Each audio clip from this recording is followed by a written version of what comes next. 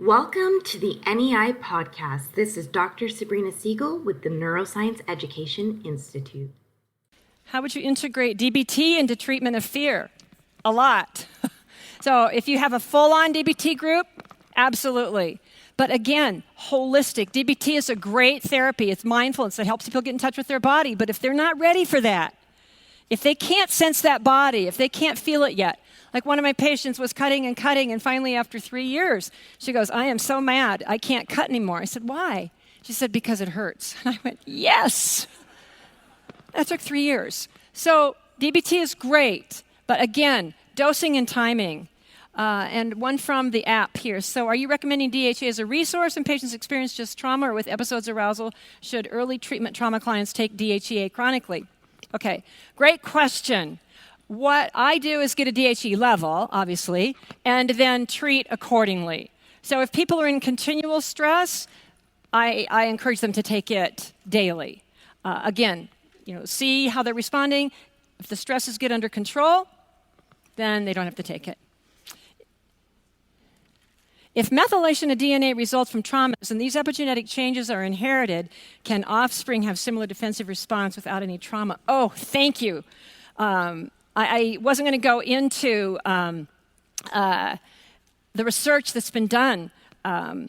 Rachel Yehuda at NYU has been studying Holocaust survivors and their offspring for a number of years. And yes, there's DNA changes down at that second and even third generation. And we know that the grandchildren of Holocaust survivors, even if they were not in the camps, but they were isolated and hiding out in the woods and surviving, are much more prone to anxiety disorders and post-traumatic stress. So yes, there can be epigenetic changes.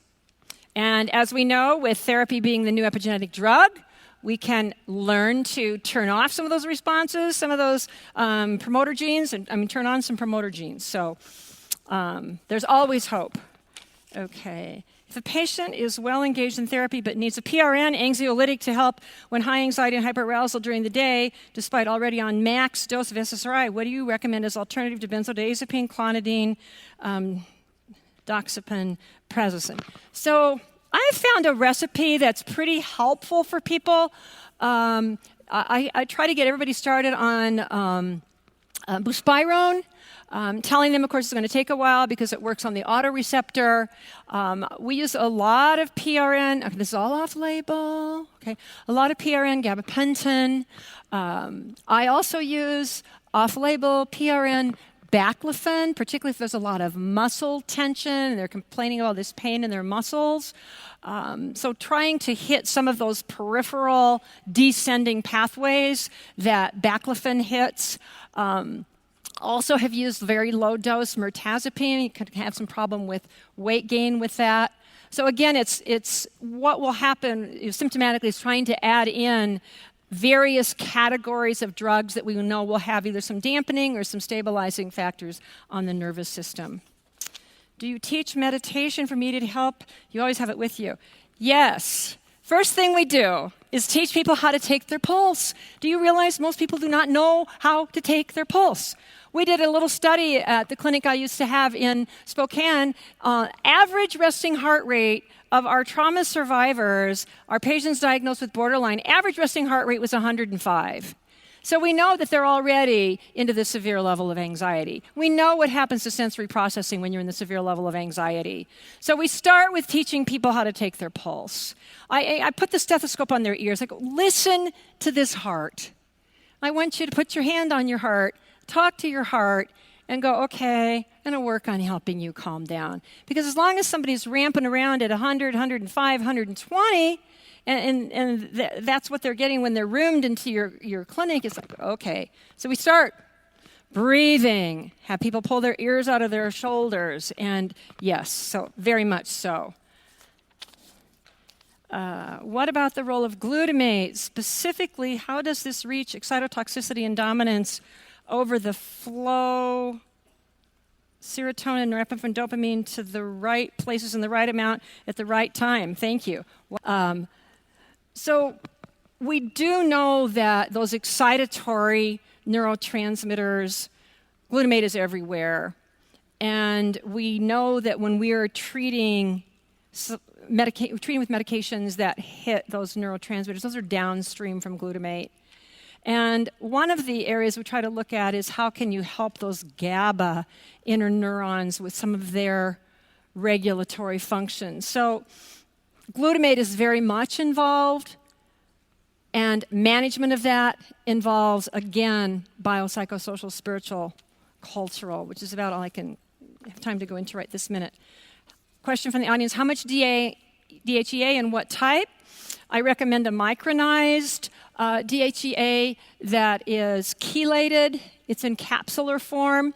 You can do a buccal swab, and you can measure, the free DHEA. If women take more than 25 or maybe 50, it's pushing it, you can start to get hirsutism. Okay, so, which is not a good thing, and their voice will start to lower. Men generally have to be right at 100.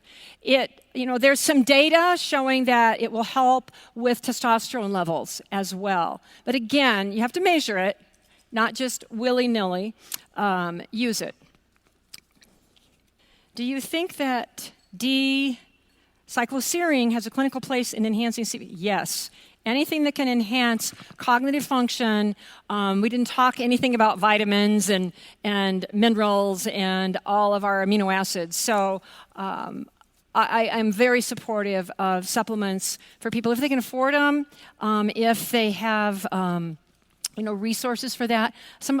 I deal with a lot of folks on public assistance that don't have a lot of resources for good food or for supplements, and I try to say, would you exchange, a cup of coffee for a bottle of some nutrients?